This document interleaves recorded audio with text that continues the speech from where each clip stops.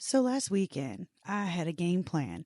We're going to take everything out that is Valentine's Day. We're going to pull out spring stuff. We're going to put winter away. We're going to get some Easter stuff out, and we're going to get this house organized. We're going to declutter it, open the space up.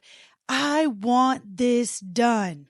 Then you ask me how much actually got done. You know that I've told you a bunch of different times that I'm an ADHD brain. Well, you know how it goes. Once you open that junk drawer and it looks all kinds of, oh my gosh, your thoughts and feelings for the rest of the day are shot because you're going to be cleaning up that junk drawer. So, hey, welcome to Unscripted Conversations. I'm Ashley from Simply Blessed Designs, and I cannot wait to talk to you about a couple of different things today. I pulled out all my spring stuff, like I said, and Easter stuff, and I was ready to decorate the house, right? Do you have a decor style? I was farmhouse, and I'm still farmhouse. I was farmhouse before farmhouse was even a trend, y'all. It's called growing up on a farm, and it's just what you put out. You got cows in the backyard, you might as well have them in the house too. So I have been scrolling and looking and all these different decor styles, and I have always ventured more towards the rustic, antique vibes, I love it old and dirty. I say that all the time when I'm making stuff. Do you know I make stuff? I love making stuff. Y'all got to check that out too. So I have come across this decor style and I love it. It's called cottagecore. Have you ever heard of cottagecore? Well, cottagecore is basically the romanticized view of rural life. Think of rolling meadows and old cottages with ivy growing up the walls, where the loudest sounds you hear are nature, chirping of crickets, birds first thing in the morning. And all this is how life existed before the modernized life that we live now. Days revolve around tending to the land, baking from scratch, just sitting outside in a swing or in a chair and just listening to nature. What do you hear? Well, you hear birds chirping, right? You hear crickets, you hear frogs. Do you love these sounds? Do they bring you back to your childhood? Do you remember back in the day, we had nothing to worry about. My cousins and I, we would go down to the creek behind my nanny and my granddaddy's house. They lived on a big farm. Well, it was a dairy farm until I was born in 1980, and then they changed it over to a beef farm. And let me get back to subject here. So we always grew up around cows and chickens and big gardens, and my cousins and I, we would go out and play in the barns. We would run through the silo. We would go down to the creek and see if we could catch crawdads and, barefooted in the creek. Those were the days. What happened? Something happened. Now we run around. We have piles of stuff everywhere, and it's crazy. So the cottagecore, it wasn't born out of the blue. It didn't just come up. But do you remember movies like Pride and Prejudice or The Secret Garden, movie, book, anything? You remember that, right? They are basically what cottagecore is. It's a way of life. It's an emphasis on handmade crafts and DIY projects, which are right up my alley, if you know what I mean. Hand knit scarves. No, I can't do that. Knit, crochet. Y'all, I could barely even sew a button on. That's Sam. You better call Sam if you need something sewed on. I could probably sew a button on, but I can't promise you what it's going to look like.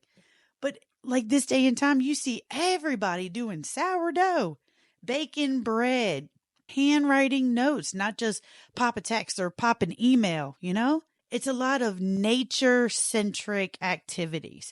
Gardening, picnicking, walking through the woods, down the road, barefooted in the creek like I was just talking about. It brings you back to nature. Natural elements, floral prints, flowers, wood, so much wood, naturals. But it also has a touch of antiques and vintage things as well. The way I like to do it is when I set up a vignette or a little reading nook in my house, I want that space to tell a story. I want to be able to look at it and say, this table I got from a thrift store, but it's, old. And on it is a doily. That was my nanny's, and she always kept it in the living room. As soon as you walked in the house, that was one of the first things you see. And there's a candy dish right there. My nanny always kept a candy dish on top of this doily, and it always had the different kinds of candies in it. Anything like that brings you back your memories. It doesn't matter if you got it from the thrift store or a yard sale last weekend. It does not matter at all. I want my house, every corner, every space to tell a story. Items like I was talking about from my grandparents, my parents, or even if I got it at a yard sale or thrift store, like I said. Instead of shiny modern finishes, it's more of a gravitation towards worn, loved, lived in. It's about space that feels like it has been passed down through generations and generations, even though they literally were set up last week. In nature, it's not just about beauty. It's about peace. It's not just cute old things sitting around your house. It's about memories of how you grew up, your childhood, peace. It should make you happy. It should be your comfort zone. Seasons change slowly. Flowers bloom at their own will. Everything happens in God's timing, right? And that is what it brings you back to. Nature, memories, peace. In Job 12, he tells us to ask the animals, the birds, the earth, and everything, and let them speak to you. Let them teach you. The life, the breath of every little thing is in God's hands. He created us for a reason. He knows how many hairs are on every single one of our heads, which is crazy because if y'all see my shower, y'all think I was bald. I lose hair crazily. But it's okay. Because in Jeremiah 29:11, he says, "For I know I have the plans for you. They are the plans for good, to give you a future and a hope." Confident hope. Confident hope in God. There it is again. The last two. This is number 3 podcast that you've heard me talk about is confident hope.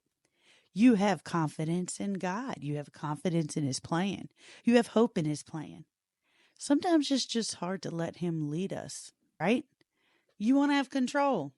That's going to be a podcast coming up soon. But the best thing about cottagecore decor is that there are no rules.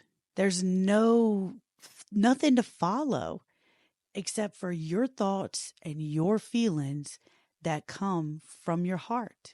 Getting back to what I was saying about my junk drawer. There are so many different ways to organize your life, and you can save money while you're doing it. And this is how cottagecore, I've incorporated that decor style. Everybody wants to have an organized life. Everybody wants to save money, right? And all of you most likely know the Proverbs 31 woman. I'm going to start another episode about that too. I think I might even do a Bible study on the Proverbs 31 woman. It's what I need. I tell you all the time, I talk to me because this is what I need to hear. So, what are some ways that we can organize our life and save money? Those are very important things to me. So the first thing I can think of is clutter. I check the mail every single day at lunchtime when I come in.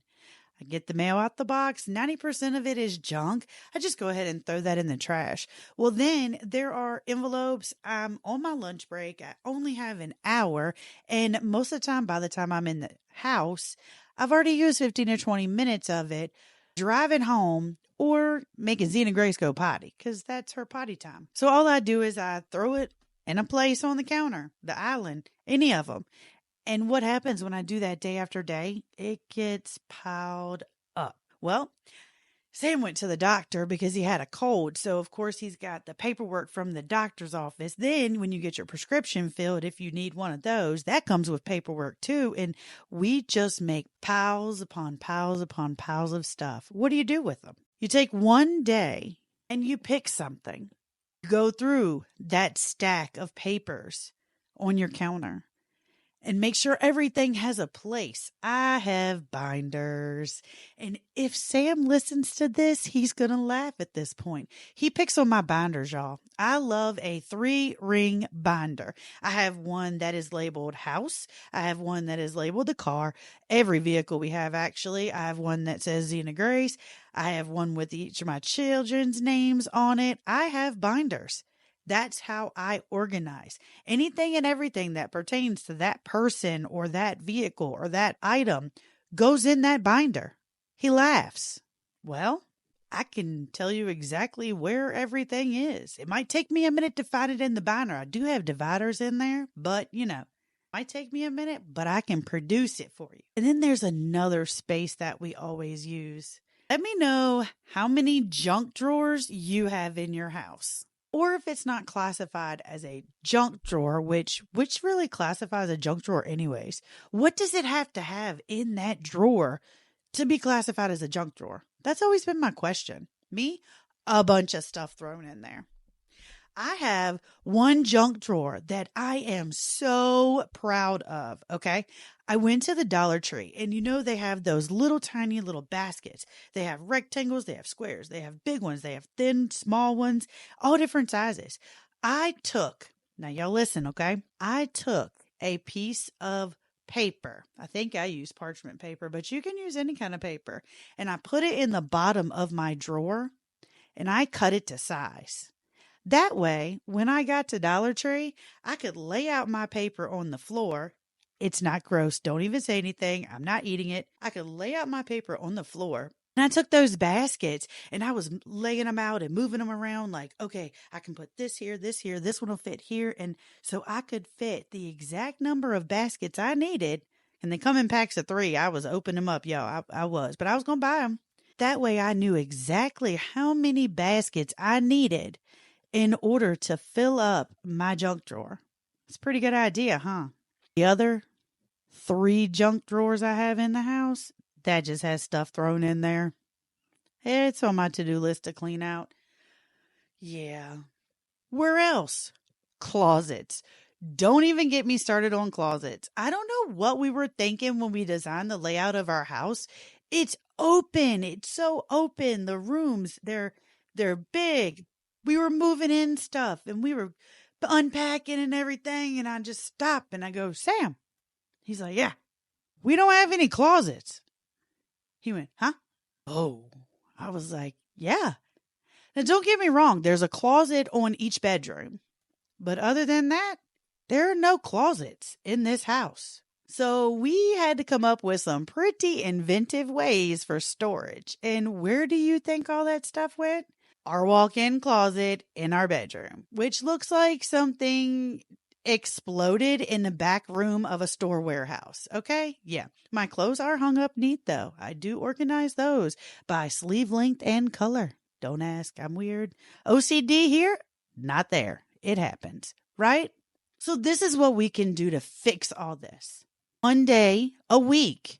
If you work every day like I do, one day on the weekend. Pick one day to clean out one drawer, reorganize it, and make it neat. Or pick one closet a weekend, clean it out, reorganize it. Throw things away. Donate them. If it is broken or missing pieces, it needs to go. You think you're going to fix it?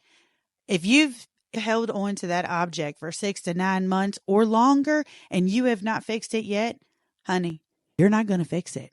I'm talking to myself. Where's the mirror? You're not going to fix it. Get rid of it. If you don't want to throw it in the trash, put all the pieces together in a box or a bag, take it to the thrift store and say, hey, this is broken, but you could easily fix this. Here are the pieces and let them have it. Let someone else have it that will use it and love it like you. Maybe they could pick up something like that from the thrift store, take it home. Maybe they're into cottage decor and it could be their old thing that has a story, but it's new because I just got it at thrift store. You know what I mean? One thing that never gets cleaned out, and please correct me if I'm wrong, but I don't think I am. When was the last time you cleaned out your underwear in your sock drawer? Like, really? If it's funky, throw it away.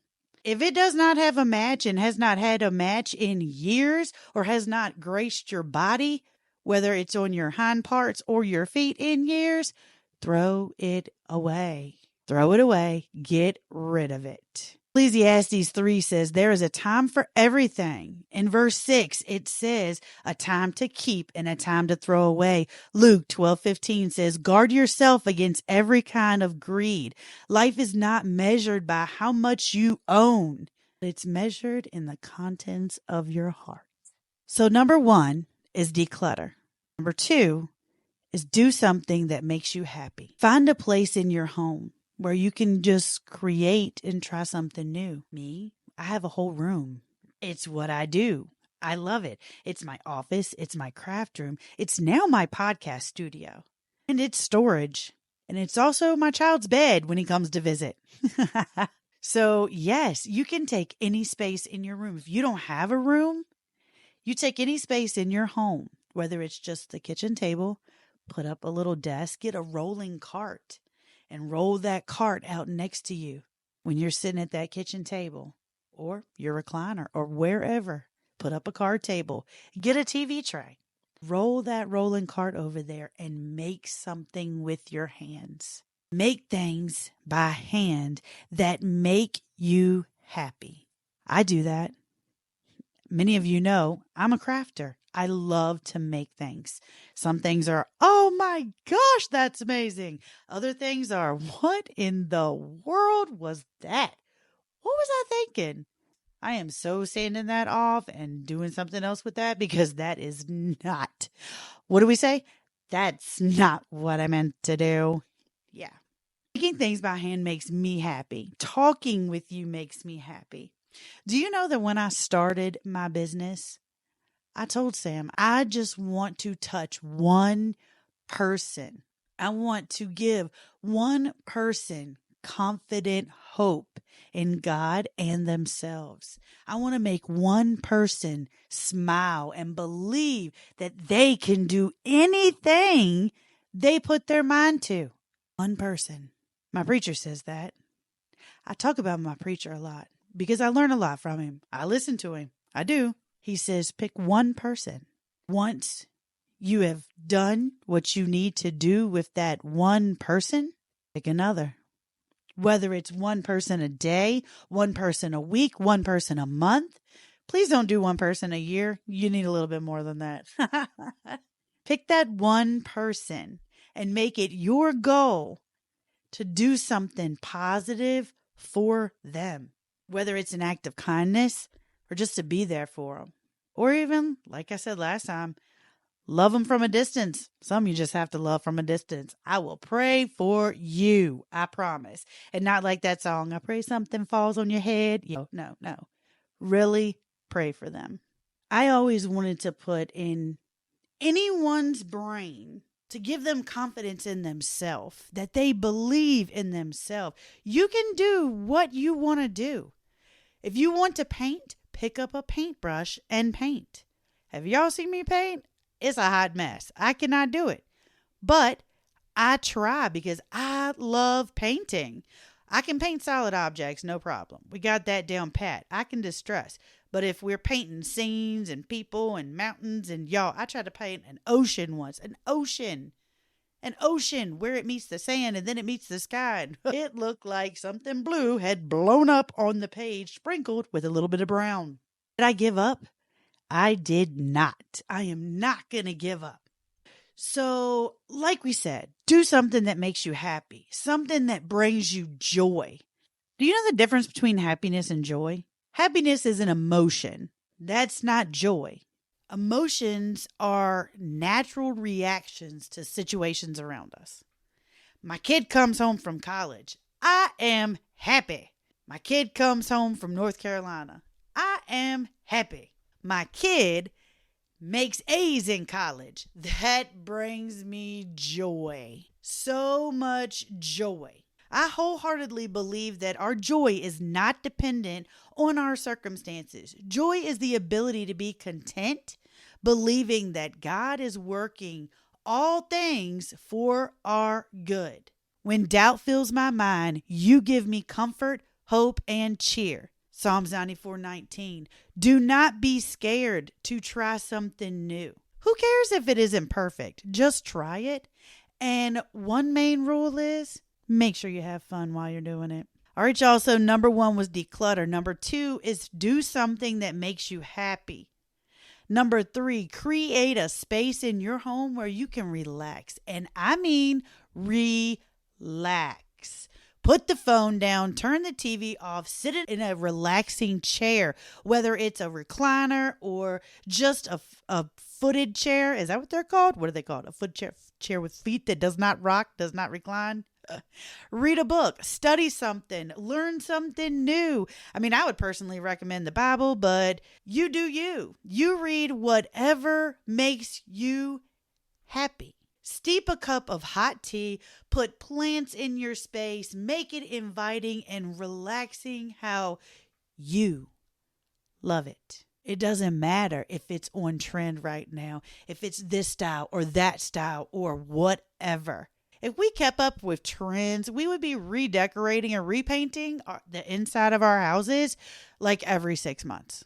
So the next thing I want you to do is I want you to get up early, like really early, like before 5, 6 a.m. early. I promise you'll love it. You're up before your kids or your grandkids or anyone else in the house. You will have hours to yourself to drink coffee, to putter around, to get work done, or just relax. And this also means that you'll be tired and you'll want to be in bed by 9, and it's good for you. It is good for you. Proverbs 31:15 tells us she gets up before dawn to prepare breakfast for her household and plan the work for the day. It is good for you. I get asked all the time, why do you wake up around 5 a.m.? So I can have my me time. I wake up in the morning. I do start my coffee. Then I go into the bathroom and do my bathroomy things. Then, when you wake up, wash your face, brush your teeth, go potty, all that stuff. Then I fix my coffee and then I sit down and it is my God time. I read the Bible. I do my Bible study. I write out. I do my prayer. And I have a couple people that I send this out to because they asked me to keep them accountable. I read one chapter in the Bible a day. The next thing, and this is a big thing, is I want you to grow something, anything. You can do a big garden. You can do a small garden. You can do herbs in containers, a house plant. The more things that are at your house that require care, the stronger your connection to your home actually is. Plants can be beautiful, but they can be useful also. Not only do they give you oxygen, but most important thing about them is the care that they take. You have to take care of them. You cannot sit it in a corner, water it once every 3 or 4 months that you think of it and think it's going to be beautiful. Unless you have a snake plant. That's what I do with my snake plant because I forget about it all the time. And hey, she's thriving. She is great. But all the rest of my plants, they are in my face. Every time I am at my kitchen sink, I am looking at my plants. They're in my kitchen window. And when they start to droop, I know, I have to water them. I was going to get this plan. I was like, okay, every Saturday morning, I'm going to water my plants. That lasted for like a month. I don't know what happened. I just didn't do it long enough to make a habit. But, maybe that sounds a bit wacky. Plants give us something to take care of and the emotional response that creates joy. You get to care for something, nurture something, watch it grow, watch it bloom, watch it. It's just that feeling, just like we had when we were going to grow a garden. We planted the garden. We were so excited. Even though it died, we had to do it again. It's fine. Once it started growing, it was awesome. I had vegetables up to my eyeballs, seeing how my husband does not eat them, but that's a different story. Oh, wait, you've already heard that. If you haven't, go back and listen to episode number 1. Jeremiah 29 says, they will build houses, they will settle down, they will plant gardens, and they will eat what they produce. Grow something, plant a garden, grow a plant, grow herbs in containers. If you live in a small apartment, get a little bucket and grow some herbs in it. Proverbs say those who work their land will have an abundant amount of food.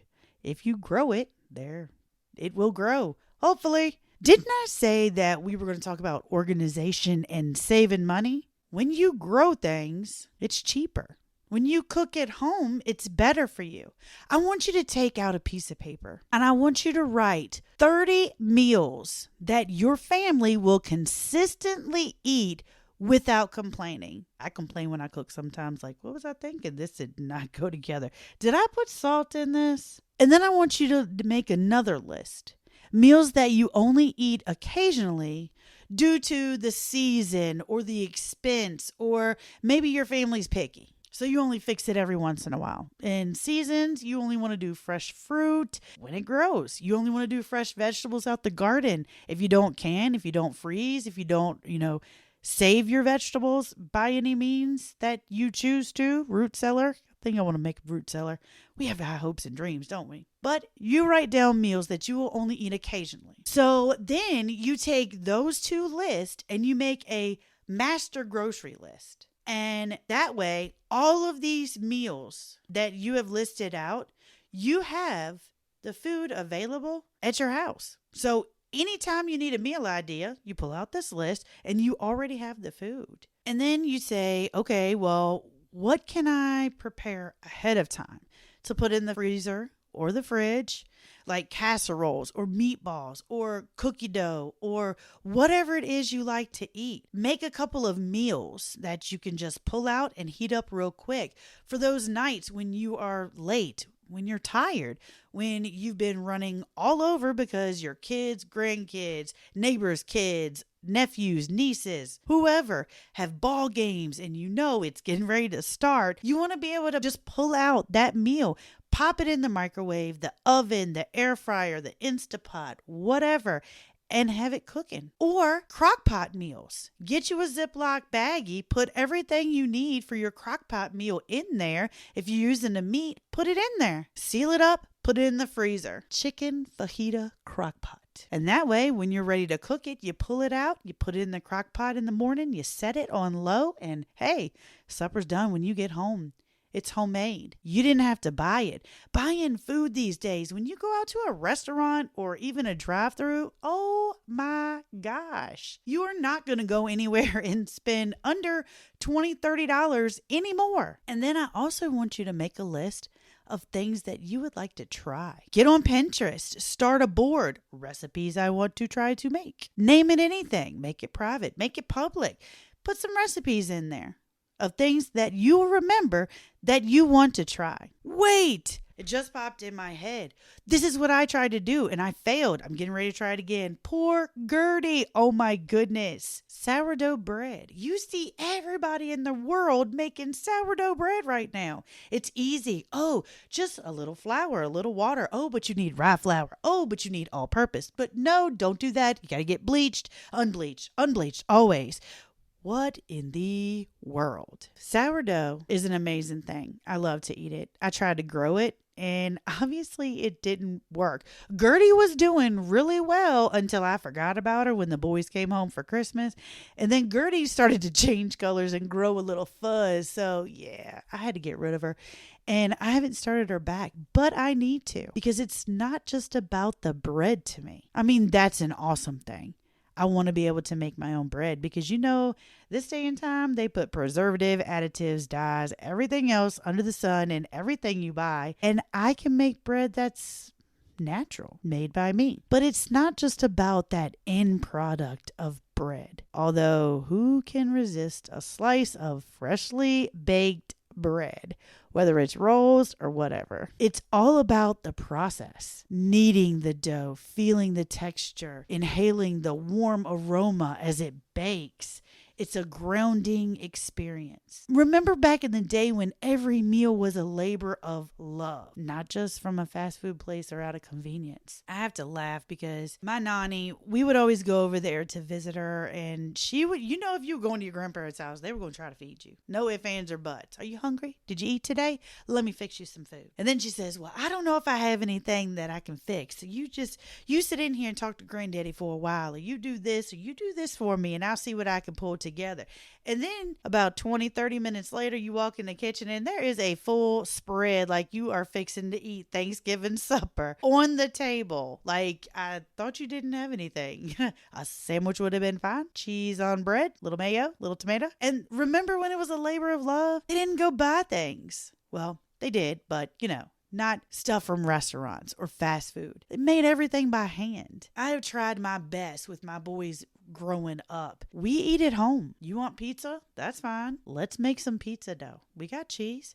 What do you want to put on it? We got ham. We got pepperoni. What do you want? We got vegetables. Make things with your hands. You'll appreciate it a lot more. And all of this talk about cottagecore it's not just about decor. It's not just about decluttering. It's not about saving money, but about getting back with nature and creating things with your hands. It's getting back to the King, back to God, the sole reason and purpose we were put on this earth. It's to get grounded and get back to the beautiful things of nature. When was the last time you walked outside when it was a sunset? It's supposed to rain next week. When was the last time you just sat outside on the porch and listened to the rain and just smelled rain? I love the smell of rain, just like when somebody's cutting their grass.